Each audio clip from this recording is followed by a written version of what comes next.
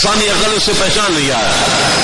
جو انسانی عقل پہچان نہ سکے، جس چیز کا عرفان حاصل نہ کر سکے، جہاں تک انسانی عقل پہنچ نہ سکے، ایسے واقعات کو معجزات کہا جاتا ہے. مثال کے طور پر نبی پاک صلی اللہ علیہ وسلم نے اعلان نبوت کیا، مخالفین نے آپ سے بہت سے اعتراضات کیے.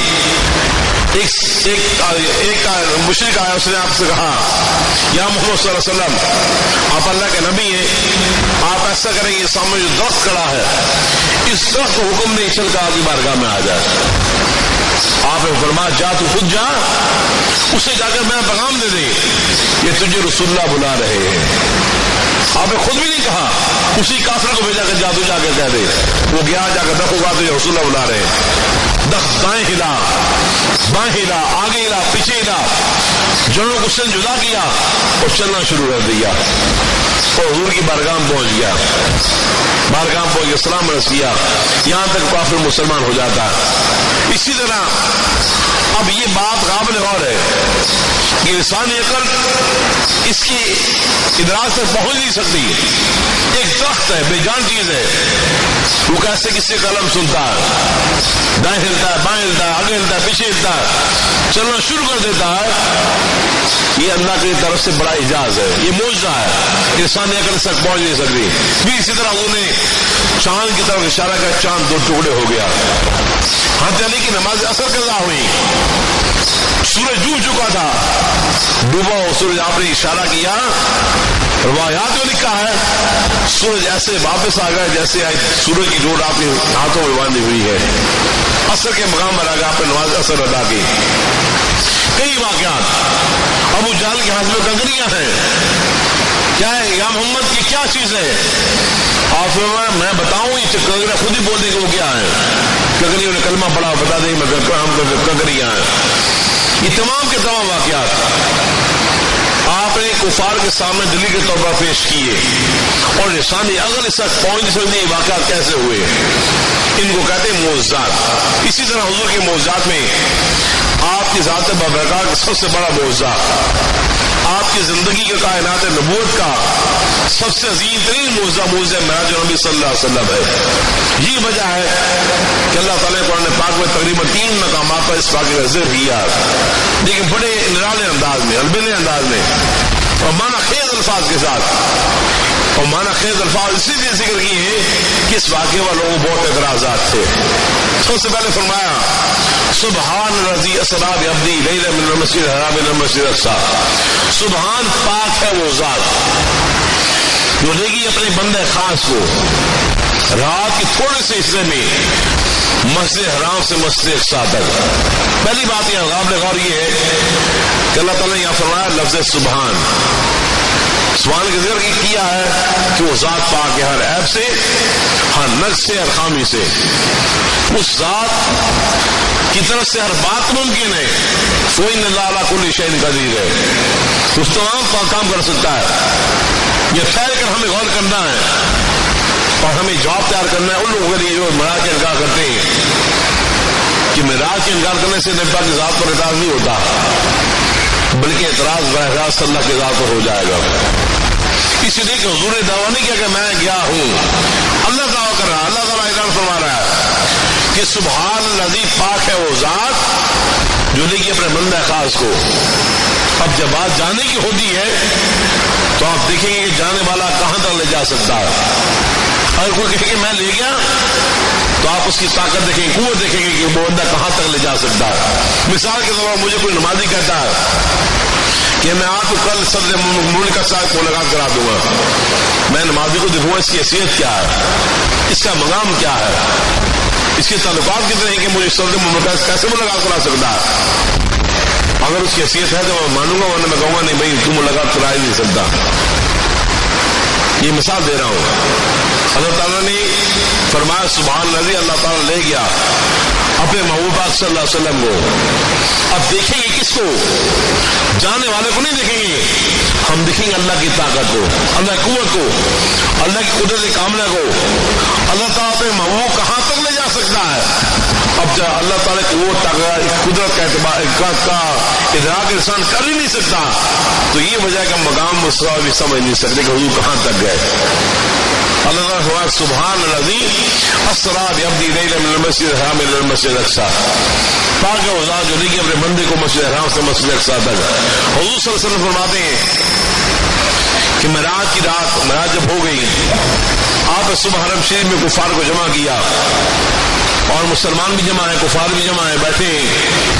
حضور نے وہاں واقعہ بیان کیا، کھڑے ہو کر آپ بیٹھے تھے، آپ نے واقعہ بیان کیا کہ میرے ساتھ آج یہ معاملہ کہ میں سویا ہوا تھا، مجھے سوئے ہوئے فرشتے نے آ کر بیدار کیا، بیداری کے بعد اس نے رب کا پیغام دیا کہ میں وہ سسر ہوں، رب آپ کو بلا رہا ہے۔ آپ کہتے ہیں میں نے وضو کیا، تیاری کی، زمزم کے پاس کنویں کے ساتھ جا کر وضو کرتا ہوں، وضو کے بعد کہتے ہیں میرا سینہ چاک کیا گیا، سینہ چاک کرنے کے بعد میرے دل میں انواع یاد ڈالی گئی، پھر سینہ بند ہو گیا۔ اب یہ بھی معجزہ ہے، شک صدر، یہ معجزہ انسان نے عقل قبول نہیں کرتی اس بات کو کہ سینہ شک ہوا، سینے سے خون نہیں نکلا، کوئی ٹانکا نہیں لگا، شک بھی ہوتا، جڑ بھی جاتا ہے۔ اب اس کے بعد ایک سواری پیش کی جو خچر کی معنی تھی، میں نے کہا یا سر اس پر سوار ہو جائے، جیسے ہی میں نے سواری کا ارادہ کیا وہ سواری خوش اچھلنے کودنے لگی، جوش وجہ میں آ گئے۔ کیوں وجہ میں آئی کہ رحمت اللہ عالمین ساری کائنات کے آغاز سر سوار ہونے والے ہیں، وہ خوشی میں جھومنے لگی۔ جبرائیل نے کہا ٹھہر جا، رک جا، تو جو محمد سوار ہونے والے ہیں۔ کیسے مسئلہ سوار ہوا، پھر سفر شروع ہوتا ہے مسجد حرام سے مسجد اقصی تک، مسجد اقصی میں انبیاء کرام کو روانہ کرائی، پھر وہاں سے آسمانوں کی طرف واپس آ کے سدرۃ المنتہا تک، پھر رب کی بارگاہ میں آپ نے واقعہ بیان کیا۔ اگر آپ یہ کہتے کہ میں نے رات خواب دیکھا ہے، میں نے خواب میں اس طرح واقعات دیکھے، کوئی کافر انکار نہیں کر سکتا تھا۔ اس لیے کفار خوابوں کے بڑے ماہر تھے، تعویلوں کے بڑے ماہر تھے، اور وہ روزانہ خواب دیکھتے، خواب بیان بھی کیا کرتے تھے، وہ انکار نہ کرتے۔ اعتراض ہی یہی تھا کہ حضور نے فرمایا کہ میں نے عالم بیداری میں جاگتے ہوئے یہ سفر معراج طے کیا رات تھوڑے سے حصے میں، اور وہ لوگ بڑے حیران پریشان تھے کہ رات کے تھوڑے سے حصے میں اتنا لمبا سفر کیسے طے کر لیا، انہیں اعتراضات شروع کر دیے۔ حضرت ابو ہریرہ بات سناتے ہیں، عروہ یہ حدیث سے کے راوی ہیں، یہ کافر مشرکین کہا یا رسول اللہ یا محمد آپ کھڑے ہو جائیں۔ حضور کھڑے ہو گئے، کہا اپنا پاؤں اٹھائیں، آپ پاؤں اٹھایا، کہنے لگا دوسرا پاؤں اٹھائیں، آپ نے فرمایا کہ میں دوسرا پاؤں اٹھاؤں گا تو میں گر جاؤں گا۔ تمام کفار ہنسنے لگے، مزاق کیا، استہزاء کیا۔ ابھی گستاخی بھی ادبی کی حضور کی بارگاہ میں، یہ رکو غور کیا جائے، الیکٹرانک میڈیا، پرنٹ میڈیا آج ہمیں مسلمانوں کو یہ بات سمجھانے کی کوشش کرتے ہیں حضور رحمت اللہ عالمین ہے، آپ نے دشمنوں کو بھی معاف کر دیا۔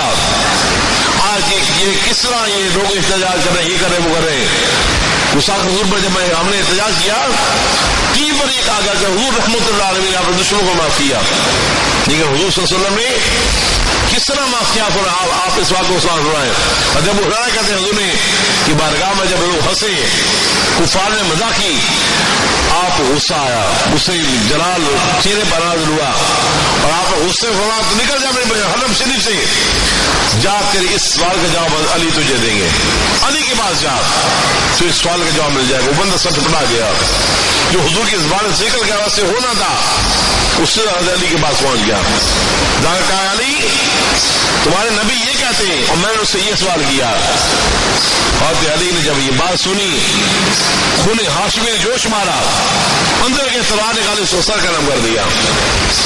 کفار مشرکین چھ میں وہ یہ کرنے لگے، علی کے بعد حضور نے بھیجا تھا، اس لیے بھیجا تھا کہ اس کو سوال کا جواب دیا جائے، اس لیے میں نے قتل کر دیا۔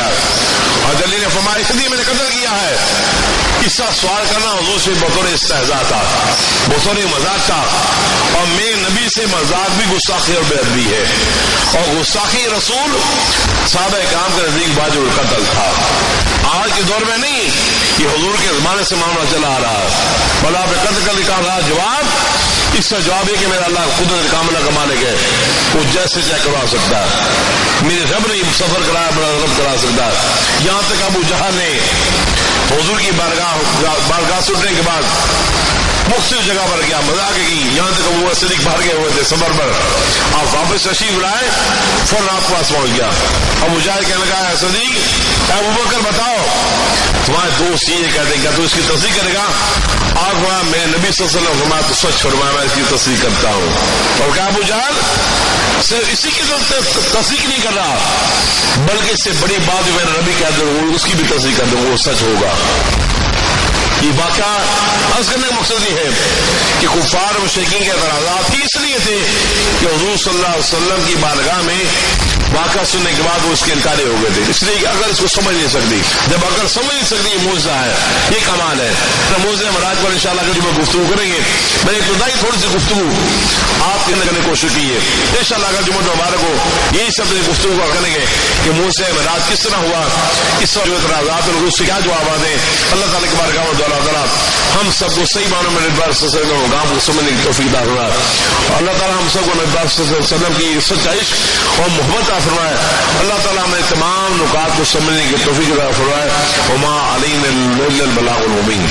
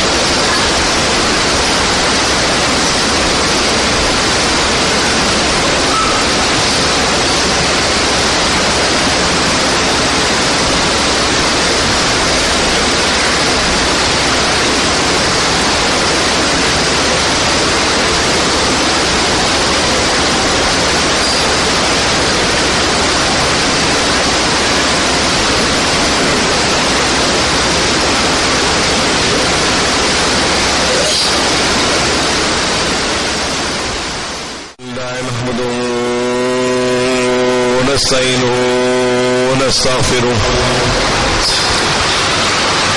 ونؤمن به ونتوكل عليه ونعوذ بالله من شرور أنفسنا ومن سيئات أعمالنا